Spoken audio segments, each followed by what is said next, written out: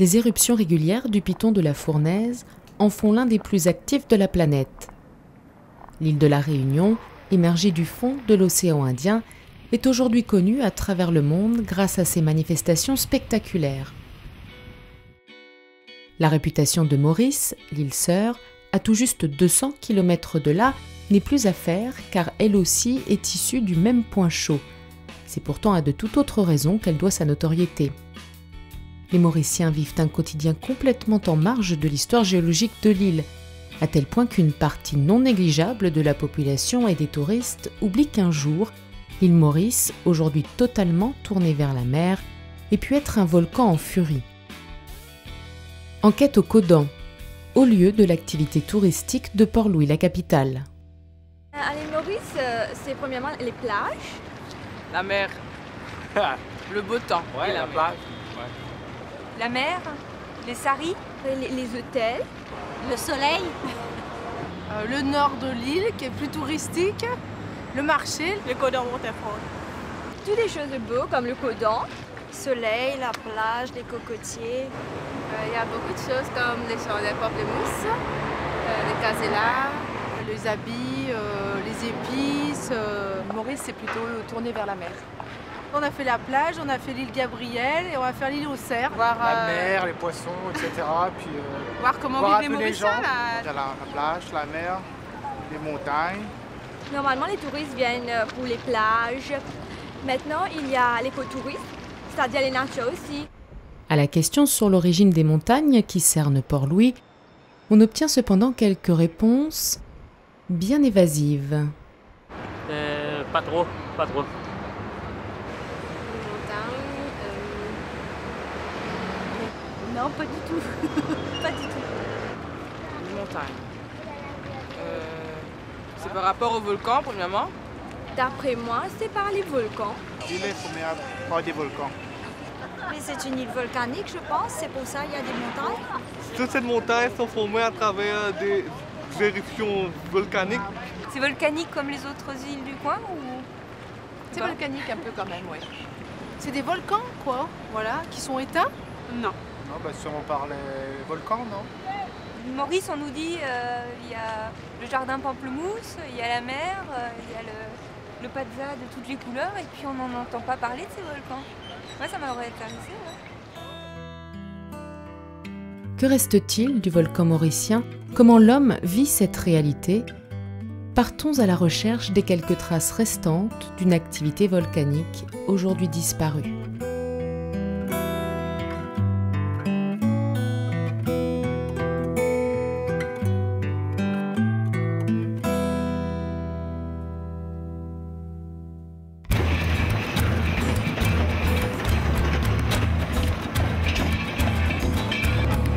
Crachées du ventre de la Terre sous forme de laves effusives voilà plusieurs milliers d'années, ces roches basaltiques se meuvent à nouveau.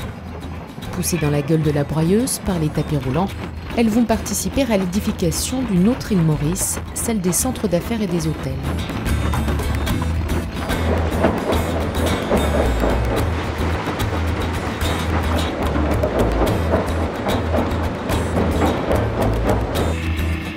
La mécanisation dans la filière canne est visible à tous les niveaux. L'épierrage des champs est systématique avant replantation. D'énormes machines arrachent au sol les plus gros blocs avant de les évacuer vers le concassage.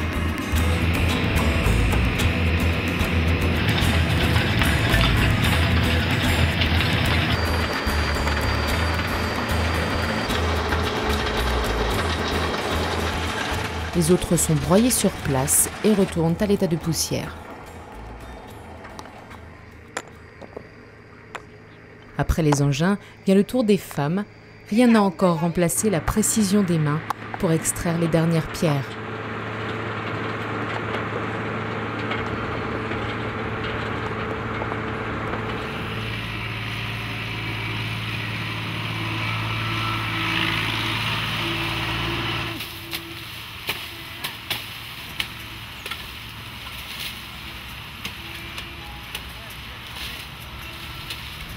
Alors que les hommes s'activent à la récolte en surface, les traces de l'activité volcanique passée ne sont jamais très loin. Sous leurs pieds, de nombreux tunnels sous la vique de taille variable sillonnent les pentes. Ici, à Trois-Cavernes, tout près de Flic-en-Flac, une coulée souterraine, probablement issue du trou aux cerfs, a laissé une énorme cavité pour héritage. Par endroits effondrés, le tunnel existe encore sur plusieurs centaines de mètres. Par les fissures du plafond, les traces indélébiles des engrais, dues aux écoulements occasionnés par l'arrosage intensif, colorent le plafond. Au plus profond du conduit, là où sol et voûte se resserrent, des fouilles ont été menées par l'université de Maurice en collaboration avec le National Heritage Fund. Aujourd'hui abandonnées, ces recherches ont mis à jour la présence des marrons en fuite. Ils venaient chercher là un abri sûr pour se soustraire à la quête des chasseurs de noirs.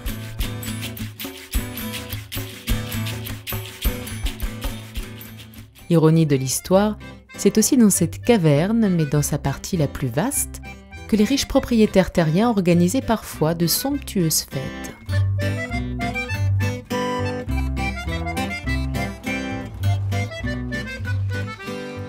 Pour la communauté scientifique, les divers tunnels d'écoulement résiduels sont de véritables mines. Le docteur Vincent Florens, botaniste et paléontologue de l'université de Maurice, n'en est pas à sa première visite à Pont-Bondieu. Ce spécialiste des escargots explore régulièrement ces sites d'effondrement. Ces lieux sont les dernières réserves naturelles de l'île, où survit une faune et une flore endémiques bien mises à mal par l'intervention humaine. On est dans le tube de lave effondré de Pont-Bondieu. On vient d'amorcer notre descente. C'est un petit arbre de biodiversité au milieu des champs de canne. On peut voir des plantes et des animaux. Là, ce qu'on vient de voir, c'est quelques escargots endémiques éteints sous des roches comme ça, préservées depuis des siècles. Et on va continuer l'exploration et voir s'il y a d'autres choses plus bas.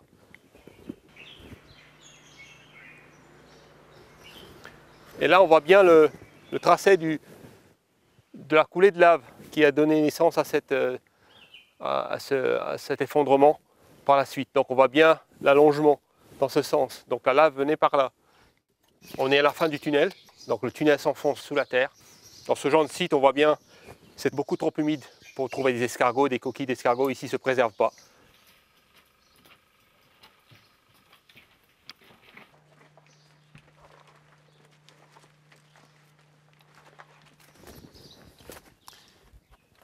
Ici, on voit deux escargots arboricoles. C'est une espèce endémique de Maurice et de la Réunion. Et ils sont en train de s'accoupler. Donc on va les laisser tranquilles.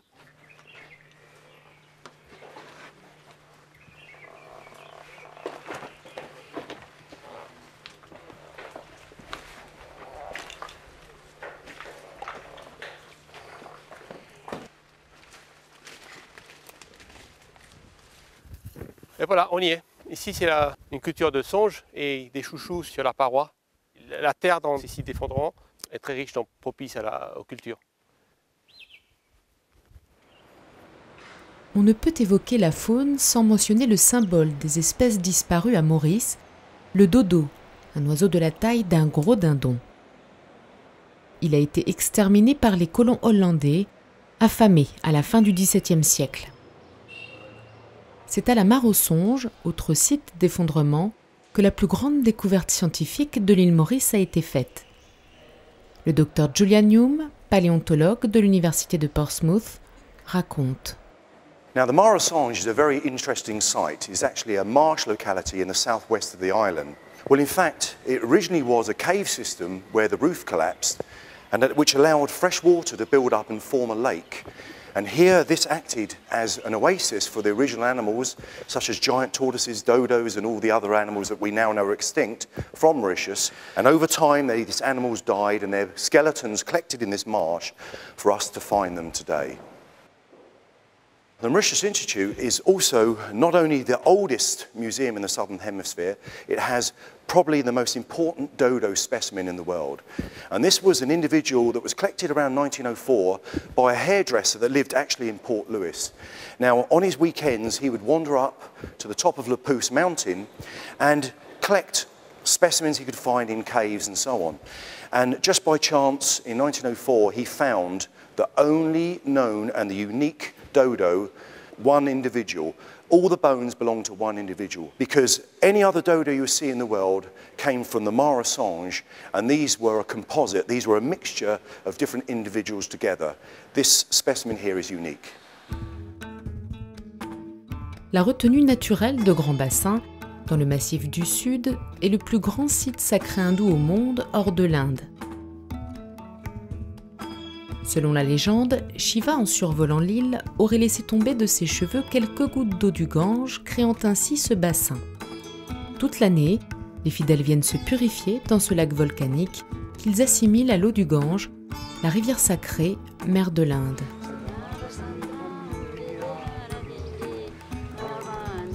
Ce temple se situe au bord d'un lac volcanique qui est considéré un lac hautement sacré, qui s'appelle Grand Bassin, et le temple est bien connu à travers le monde. C'est le temple principal du pays. Ici même, chaque semaine, il y en a plus de 7000 personnes qui convergent pour faire des prières, 600 000 personnes qui viennent dans ce temple pour la grande fête qu'on appelle le Mahashivratri.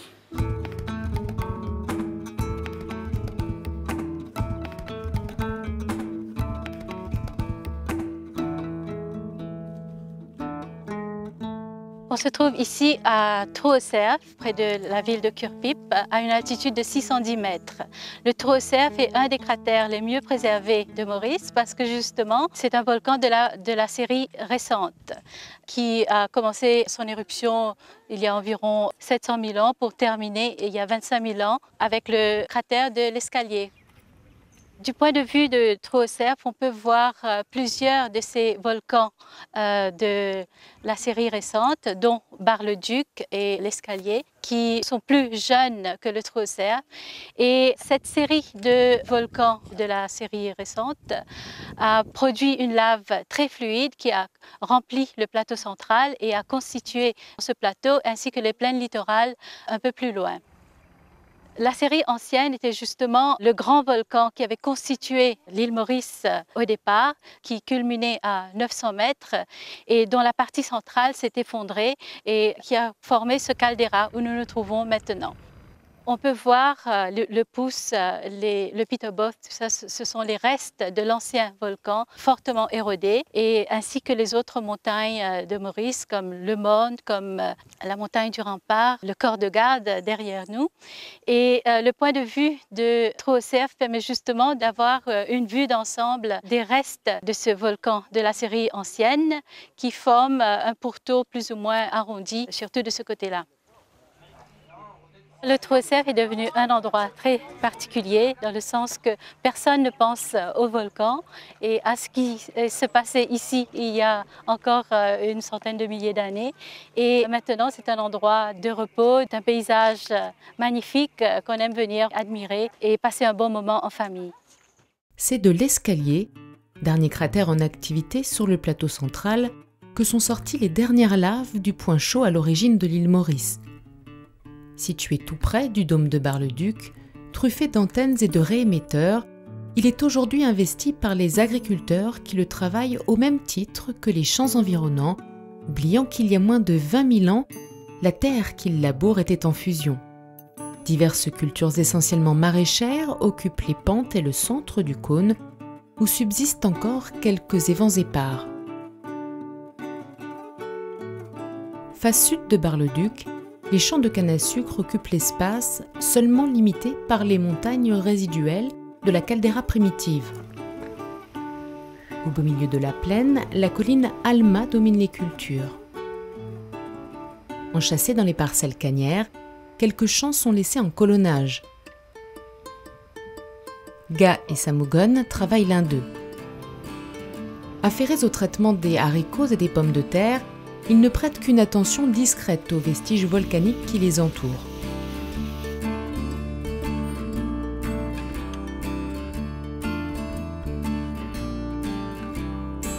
Si sur l'ensemble du littoral mauricien, l'identité géologique tend à disparaître au profit d'une urbanisation galopante, quelques sites sont encore dans un bon état de conservation au cœur de l'île. Certains ont intégré le quotidien de la population, d'autres ont été aménagés pour l'accueil des touristes désireux de découvrir une autre île Maurice. Minéral, îles de cratères, de cascades ou quelques lambeaux de forêt tropicale tentent de résister à l'avancée de l'homme. La communauté scientifique mauricienne travaille à la préservation de cette biodiversité que le volcan a mis plus de 10 millions d'années à construire.